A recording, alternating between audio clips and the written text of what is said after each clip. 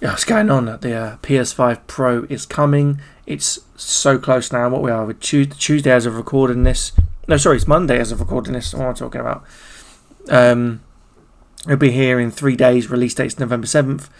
And developers are starting to drop these mini trailers now for games that have come out in the past that are going to benefit from the PS5 Pro Enhanced.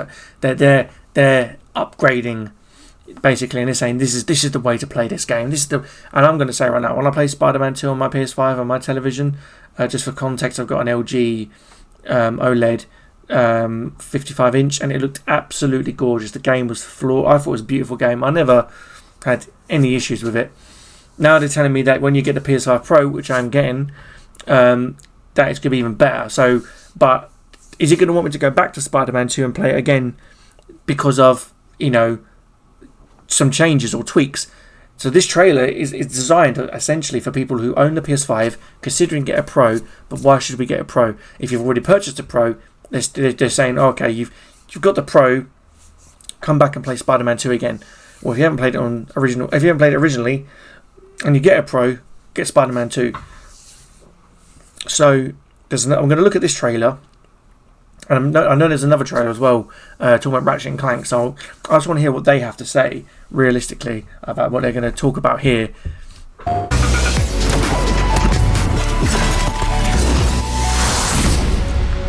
I think what's been great about this generation of consoles is that players get to choose how they want to play the game. The challenge is, are we delivering the promise of this character, of this franchise, playing either in fidelity mode or performance mode? In order for us to accomplish that, we want to put as much detail as we can into the characters and the environments.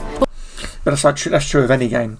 Details of characters and environment. That's true in any game. Even back in the PS2 is a good example, because from the PS1 to the PS2, the graphical fidelity jump and the quality on the PS2 and the games that we were getting Metal Gear Solid 2, and it looked absolutely gorgeous on the PS2. It looked fantastic, and the setting and the characters and the writing really went into that. The core essence of PS1, like graphics obviously were such an important thing, but the writing and some of the stories that were told in PS1 were amazing. Now it's all about how good a game looks. Well, that's a good thing. The story's still so important. Yeah, I mean, looking at this image now, I've paused it, and I know this is on YouTube, so it's never going to look perfect. But is this enough for me to convince you to say buy a PS5 Pro based solely on this image? I'd love to see this image or this scene next to a PS5 scene. I know they've done that in trailers, but I don't have to do it in this. But is it enough to warrant $700 or pounds to upgrade your 4-year-old system? To get a bit more. For me it was. And not because it's like, oh, I noticed the pixel in the background was better. It's more because I've had this system 4 years. I in my life, my birthday's coming up, Christmas is coming up, and it's a treat to myself. It's a gift to me. It's kind of my gift to myself, and my family benefits from it because my partner gets to use the old PS5, and we have a system in the living room now that can play 4K films, which I love watching 4K films. So I gain a new console, a better console, an upgraded console, and I still get to keep my old console, using it as a player and as a console for my partner, who spends the majority of her time with our young son. So it's like these factors, these all factor into my choice. For other people who are younger than me, without children, who work 9 to 5, or and they're gaming on the weekends, and they game more on their PCs, and they're not really console gamers, they're more PC gamers. Or you just play the one game, you just play the FIFAs, you just play the Gran Turismos. Is it a good move for you? Just like that sign says in the corner there. Is it good for you to move onto another console? So yeah, I mean, these are the things you have to take. A lot of factors play into it. It's not just about, oh, here's a better console, it's better. It's like there's a lot that plays into that. But one of the things that you will experience in real life is that the world is incredibly reflective. There's glass buildings that are reflecting Spider-Man's goggles, his lenses, are reflecting the world around him, and we've always had to make compromises when we switch to there's no reflection in them goggles. The fidelity of it drops a little bit just so that we can get that extra performance. And so your final product ends up being kind of that compromise between the creative vision and the technical limitations that we have. The team works really, really hard to make sure no matter your personal preference, that feeling of what you want to be as Spider-Man will continue to be felt. George, kind of, I just thought, right, it's like in 4 years, we know how fast technology moves, but in 4 years, yeah, we've gone from them saying PS5, oh mate, so good, and in 4 years later, they're like, oh mate, we've done it again. I mean, it's like, sorry, did I say PS4? PS5, oh mate, yeah, I've been PS5 Pro, you know, how crazy is that? Like, I just think about that. I mean, I know technology moves quite fast anyway. We're in such an age where it happens, but we'll be sitting here in another couple of years saying PS6 is getting announced. The rumor mill's turning. Here comes the PS6. It's like, it's like, how do you keep up with all this stuff? How do you warrant kind of like, how do you know what's the next leap in graphical and performance fidelity? PC does it all the time, I know, with their graphics cards and stuff like that, but when we're talking console generations, we're talking console gamers, and I keep making this argument to a lot of people, and it's always hard when I'm discussing it with someone, because, you know, you have to have a conversation with someone who can kind of, you know, think about it. It's like, are they a PC gamer and they're willing to wait a year or two for the game to come in? Now they come from Xbox and PlayStation to the PC. Or are you a console gamer through and through and have got a PC later on, but console is always going to be your main system and you use that for literally 99% of everything you do? Like me, I'm a console gamer through and through, but PC is what I use to do all this. Here, there's videos, and using my computer to emulate or, you know, do other things. And, you know, it's a system of, you know, it's kind of a necessity these days where people have their phones. And again, I'm getting off topic, but it all ties back into this kind of like, is the PS5 enough for you, or do you just want more from your system? Are you willing to pay more to make that next leap, or are you willing to not wait until you're going to just wait for the PS6? A lot of people did that with the PS2.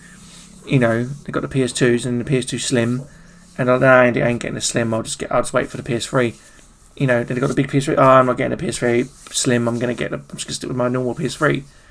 You know what I mean? And again, this is we've had this conversation so many times, but now, again, I think the difference here is that it's only been 4 years, and we're talking about performance and fidelity so, you know, so quickly. 4 years is not a very long time, not a very long time at all.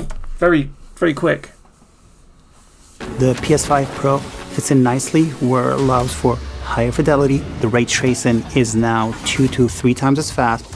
Have an actual custom silicone AI upscaler that performs the upscaling, the anti-aliasing, frees up a lot of the GPU to render pure graphics, but also improves the visuals and the jump in quality, fidelity. The extra detail in the distance is just unbelievable. Players can swing through the city at 60 frames per second, get that nice, smooth controls that they want, but at the same time have the fidelity of the world and the characters from fidelity mode. When players play Marvel Spider-Man 2 on PlayStation 5 Pro, they are playing the quintessential version of the Spider-Man experience on the PlayStation 5. So, they said a lot of words there. That's a lot of words. That's a lot of words, right? For somebody who, you know, might know about all that stuff, they're probably like, interesting, and they'll kind of, and there's plenty of videos online, you can check them out.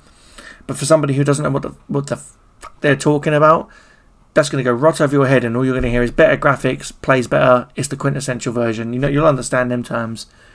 But for somebody who turns around and says to you, don't bother, it's a waste of money, don't do it, there's no point. And somebody who's just, all they hear is better graphics, better performance, better quality, their mind's already made up. They're kind of like, yeah, but I want better graphics, I want better performance, I want my PS5 to be the best it can be. And if somebody says, I just get a PC, sometimes that scares people off, you know. We can't just assume that everybody knows what you're talking about. You have to break it down. I think, a minute 49 seconds to kind of show off a few screenshots and clips of your game and say, yeah, this is the best version it can be, wouldn't be. I don't think it'd be enough to convince somebody who didn't know what they were talking about. I think they would still need a lot of convincing, and that's why I think, You know, there's a lot of people out there who are excited for the system and they are very, you know, positive about it, but I think there's a lot more negative, and I think that's how you're going to lose a lot of people's kind of trust and sales. You know, the only reason they outsold the anniversary edition because scalp was gold, and then they're selling them for silly money on eBay. So again, it's like, how do you convince somebody who's like, you know, it's like when they do them like sort of videos on YouTube where you get 30 people in a room against one PS5 Pro kind of like purchaser to convince 30 PS5 owners to get a PS5 Pro. How do they do it? How does a PS5 Pro owner convince a standard PlayStation 5 user to upgrade their console? You know, like tell me how. Like, tell me what you know. What's the argument? And I'd love to see, like, I'd love to see that. I'd love to see someone who's buying someone who's educated on the PS5 Pro and someone who's a PS5 user, and then convince them to upgrade. Like, and then they're like, okay, if I can convince you to upgrade, like legitimately convince you, and like, and you do it, you know, I would love to see that. I would love to see that conversation. That'd be such an interesting conversation to have, I think. But yeah, I mean,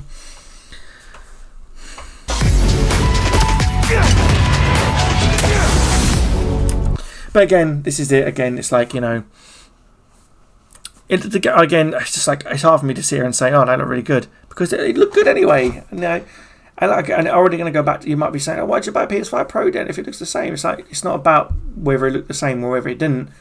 The opportunity presented itself and I took it.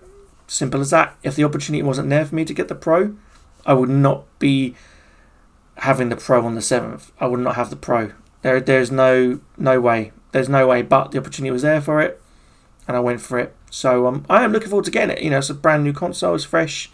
Awesome, you know. And a lot of my games are digital anyway, so the disc drive doesn't really matter. I think in the game I've got disc is Tekken 8. But even then, I'll just buy digital Tekken 8, and I've got the game again, so it's like, whatever. The thing is, to me, it's not really a thing. It's more a case of just like, I'm not the one that needs convincing. It's kind of like, I need to see it to believe it. I need to hold it and feel it and use it. And I know there's other features on the PS5 Pro, like upscaling 4K games, upscaling PS4 games. So games like, I know people are very passionate about Bloodborne. They're doing a lot of work, and I've covered it a little bit. The Shad PS4. How would the Pro affect Bloodborne? And I know there's an option for that. That's something I'd love to see. I'd love to test that. I'd love to see that. So Bloodborne would be a good example, because I heard it was, because it's just a straight port. It's not like anything different. How it performs on the PS5 to how it performs on the Pro. That would be a very interesting video to see that. I'd love to see if someone does that. I don't think I could. I could probably do it myself, but it's a lot of pain in the arse to get set up. But anyway, yeah, that's me on that. Let me know what you think. Are you getting a Pro? What do you think of the Spiderman video? What do you think of the PS5 Pro in general? Comment. I'll reply, and I'd love to see that conversation. I'd love to have. I invite anybody who wants it. I'd love to have a discussion with someone who is like a PS5 Pro expert, someone who really knows the system, and like kind of do a reverse chat where I've not got it, but you're gonna. I want to see how you would convince someone, because obviously I don't need convinced that I bought one, so it'd kind of be wasted on me. But I'd love to hear a conversation. But anyway, appreciate it. Nice one.